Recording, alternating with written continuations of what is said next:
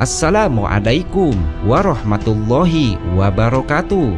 Apa kabar sahabat beriman? Habsy Al-Fakir Channel kembali ke hadapan Anda untuk berbagi seputar kisah dan info Islami. Semoga bisa menemani aktivitas Anda.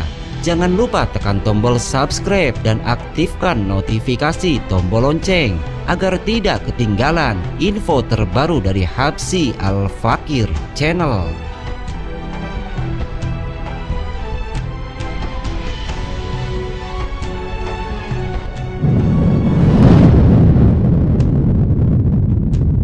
Dakwah Nabi Muhammad SAW selama di Madinah tidak sepi dari rongrongan kaum musyrikin Quraisy. Perang Uhud merupakan salah satu bukti nyata provokasi orang-orang kafir itu yang tidak ridho akan syiar Islam.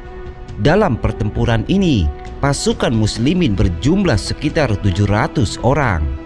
Rasulullah SAW memimpin langsung mereka.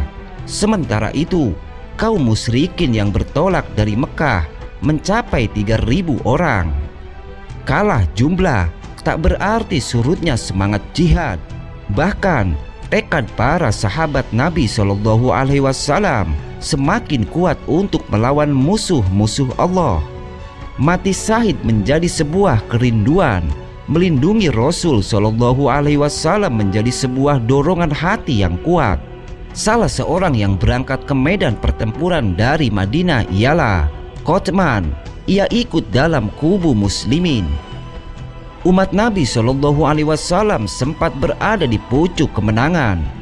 Tetapi pasukan yang ditugaskan untuk berjaga-jaga di atas bukit melalaikan tugasnya. Alhasil, kelompok musyrikin yang dipimpin Khalid bin Walid waktu itu belum menjadi muslim berhasil menyerang balik bala tentara muslim. Barisan muslimin sempat porak-poranda. Bahkan Nabi SAW mengalami luka-luka pada wajah beliau. Tak sedikit sahabat yang gugur.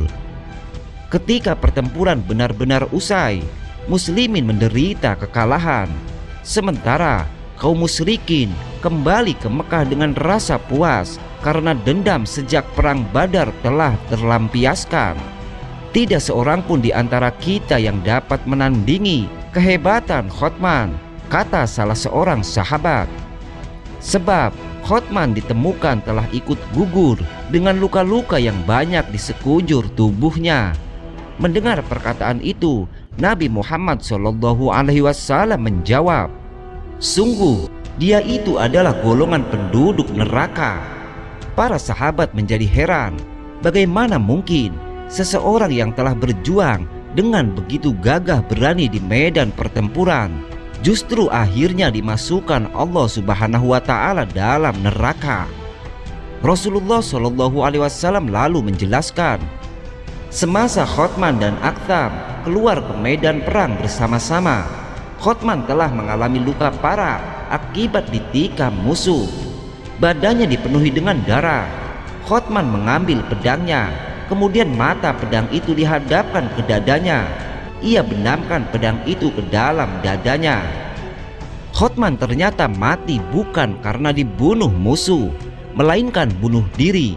Menurut Nabi SAW, warga Madinah itu bunuh diri karena tidak tahan menanggung kesakitan akibat dari luka yang dialaminya. Nabi SAW juga mengungkapkan, sebenarnya sejak awal niat yang muncul dalam hati Qotman sudah keliru. Sebab lanjut beliau SAW, Qotman sebelum berangkat telah berkata, demi Allah, aku berperang bukan karena agama, tetapi hanya sekedar menjaga kehormatan Madinah agar tidak dihancurkan kaum Quraisy. Aku berperang hanyalah untuk membela kehormatan kaumku. Maka dari itu, Rasulullah SAW mengingatkan para sahabatnya agar berhati-hati dalam memberikan penilaian. Belum tentu perbuatan yang tampak di mata orang-orang seperti amalan mulia benar-benar tulus. Bisa jadi justru sebenarnya tidak baik.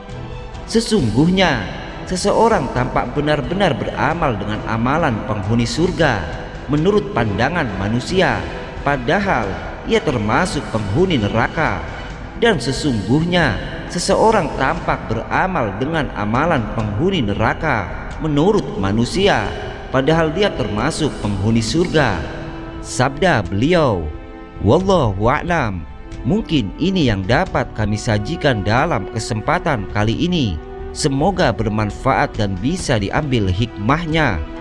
Wassalamualaikum warahmatullahi wabarakatuh.